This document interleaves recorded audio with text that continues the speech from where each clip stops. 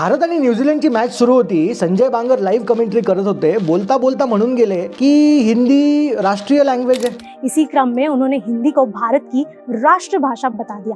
वरून एरॉन बाजूला बसलेले म्हणले हिंदी तर राष्ट्रीय लँग्वेज नाहीये. आणि मग काय ट्विटरवरती सगळीकडे त्यांना ट्रोल करायला सुरू केलंय लोकांनी. साऊथ इंडियन म्हणतायत आमच्या भाषेचं काय, महाराष्ट्रीयन म्हणतायत मराठीचं काय, आणि मुळात सगळे म्हणतायत हिंदी ही बेसिकली राष्ट्रीय लँग्वेज नाहीये. आता ही कॉन्ट्रोवर्सी राहिली बाजूला. मला असं म्हणायचं आहे की ह्यालाच म्हणतात द कॉन्टेक्च्युअल लिटरसी ट्रॅप. ऑफिसेसमध्ये बघा असंच होतं. एक सीईओ येतो आणि म्हणतो की सगळ्यांनी इंग्लिशमध्येच बोलायचं, सगळ्यांनी इंग्लिशमध्येच प्रेझेंटेशन दिलं पाहिजे, मीटिंग्स ह्या इंग्लिशमध्येच होणार. बरं, काही लोक डाऊन फील करतात, काही लोकांना इंग्लिश येत नसते आणि मग सगळीकडे चर्चा चालू होते की लँग्वेजचं काय. अहो, लँग्वेज फक्त एक मीडियम आहे कम्युनिकेशन करण्याचं. समोरचा जे बोलतोय ते तुम्हाला समजलं पाहिजे, एवढंच आहे ना. मग ऑफिसेसमध्ये मीटिंग्समध्ये लँग्वेज कशाला थोपतात? बरं, थोपायची तर मग लोकल लँग्वेज थोपा ना. कारण की लोकली सगळे लोक तिथे असतात, लोकलचे लोक असतात. जसं महाराष्ट्रामध्ये मराठी थोपली पाहिजे, तामिळनाडूमध्ये तिकडची लँग्वेज थोपली पाहिजे. मी थोपा असं म्हणत नाहीये, पण थोपायचीच असेल तर लोकल लँग्वेज थोपणं मला वाटतंय की बेटर असेल, कारण ती सगळ्यांना समजेल. मी परत सांगतो, language is just a medium. लोकांना समजलं पाहिजे आणि ते समजण्यासाठी समोरचा व्यक्ती जो कुठल्या लँग्वेजमध्ये बोलतोय त्या लँग्वेजचा रिस्पेक्ट केला पाहिजे, कारण कॉन्टेक्स्ट मॅटर करतो. लँग्वेज ही सेकंडरी आहे. तुम्हाला काय वाटतं मला कमेंटमध्ये सांगा.